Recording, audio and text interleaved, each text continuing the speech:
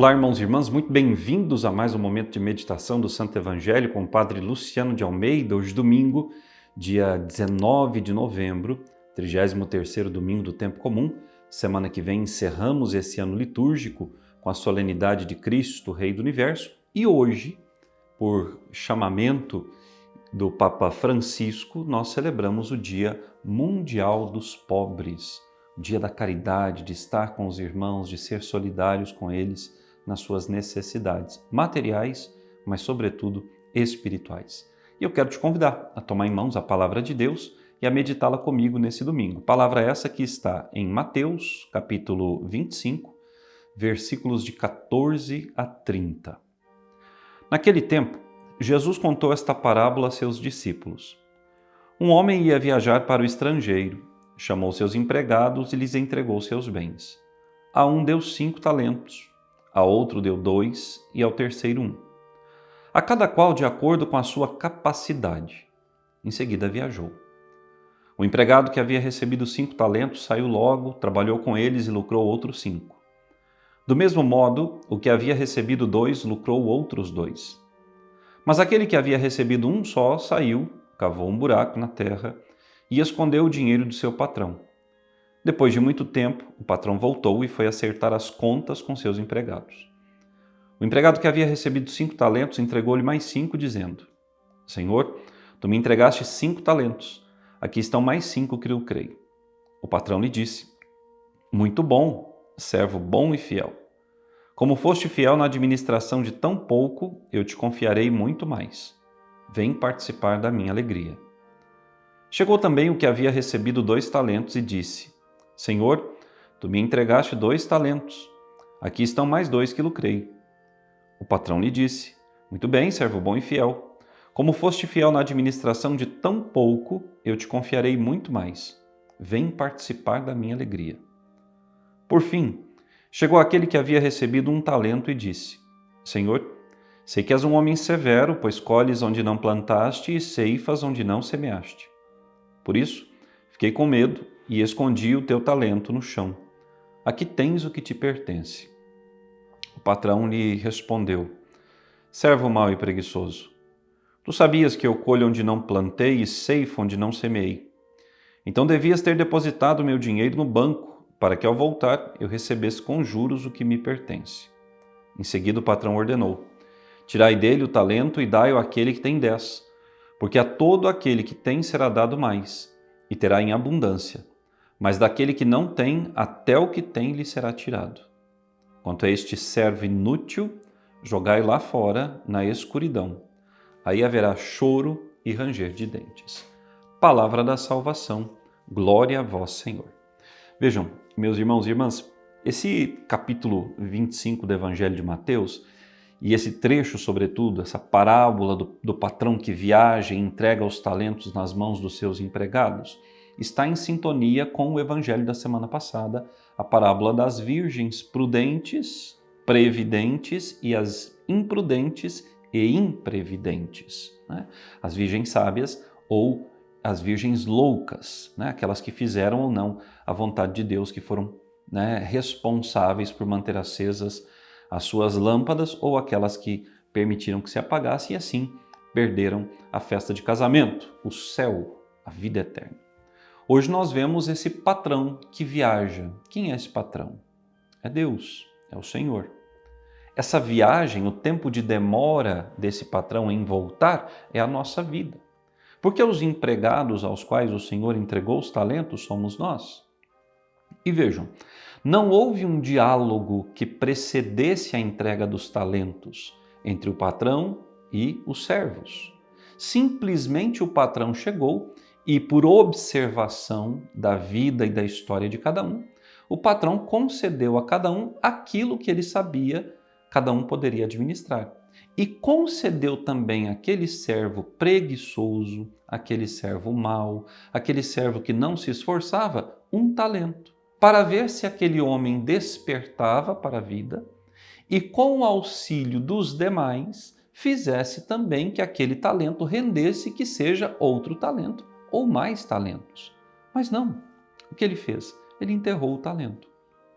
Quantos irmãos e irmãs nossos que nós conhecemos, que têm belíssimas e vastíssimas qualidades, dons, talentos, mas que os mantêm enterrados, que não utilizam esses dons dados por Deus para fazer frutificar no meio dos irmãos as coisas que são necessárias para o bem-estar de todos e a salvação da humanidade inteira.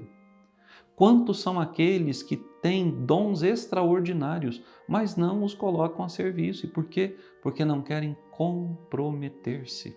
São preguiçosos. Ora, Deus dá a cada um uma quantidade X de dons, carismas, talentos. E eu e você, irmão e irmã caríssimos, nós precisamos colocar os dons que nós temos à disposição do Senhor. Porque se colocamos os que já temos à disposição dele, o Senhor nos acrescenta outros. E quando o Senhor percebe que nós somos esforçados, mais e mais graças ele vai derramando para que nós possamos cumprir com a nossa missão. E que missão é essa? Frutificar. Mas não um fruto passageiro, um fruto que termina, mas um fruto que permanece.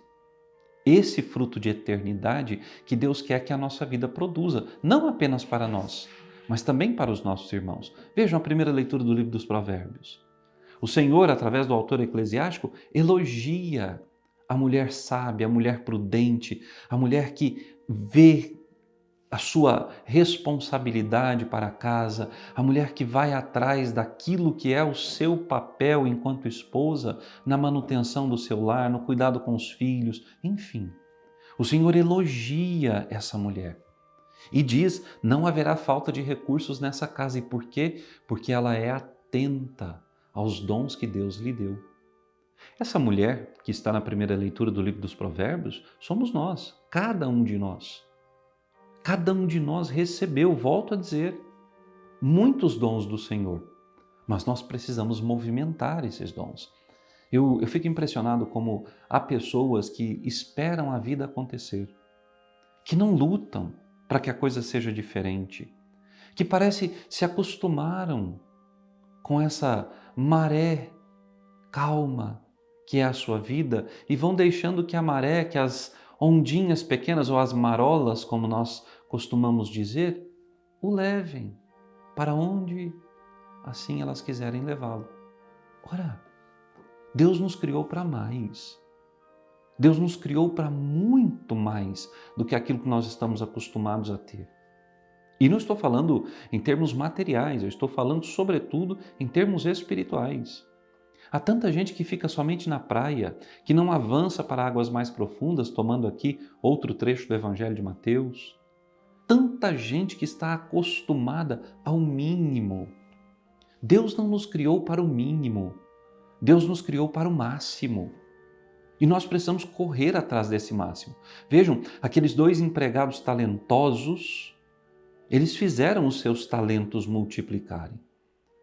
E não tiveram que devolvê-lo ao patrão. Por quê? Porque o patrão os presenteou com eles. Mas aquele que entregou o que havia recebido e somente aquilo, foi condenado. Irmão, irmã, nós quando chegarmos diante de Deus no reino dos céus, e esse evangelho nos fala da chegada do Senhor, da volta do Senhor, do fim dos tempos, da parousia, nós, quando chegarmos diante do Senhor, nós deveremos apresentar os frutos da nossa vida. São Paulo, na leitura da primeira carta aos Tessalonicenses, ele nos fala disso. O dia do Senhor virá como ladrão. E nós não seremos pegos despreparados. Nós quem? Nós que, como São Paulo, estamos na luz, na graça, estamos lutando contra o pecado. Agora, eu te pergunto, você luta? Você emprega todos os dons, talentos e graças que Deus te deu nessa luta contra o pecado e nessa conscientização e evangelização dos seus irmãos acerca disso? Ora, porque o Senhor virá. Não adianta nós ficarmos por aí negando que não, que a interpretação do texto não é essa, que não se fala de castigo, que não se fala de segunda vinda do Senhor, mas o Senhor já está no meio de nós. Jesus vai voltar sim. Quando? Nós não sabemos. Mas nós precisamos estar preparados. E no dia em que nós tivermos que comparecer diante do Senhor, nós temos que estar com as mãos cheias das graças, bênçãos e dons recebidos e frutificados.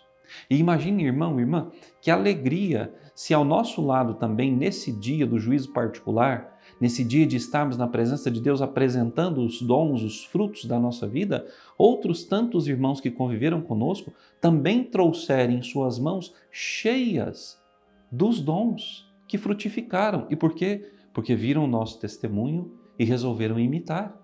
Contaram com a graça do Senhor, venceram a assídia, ou seja, essa preguiça internalizada já na alma que deixa o homem paralisado. Eu preciso vencer isso.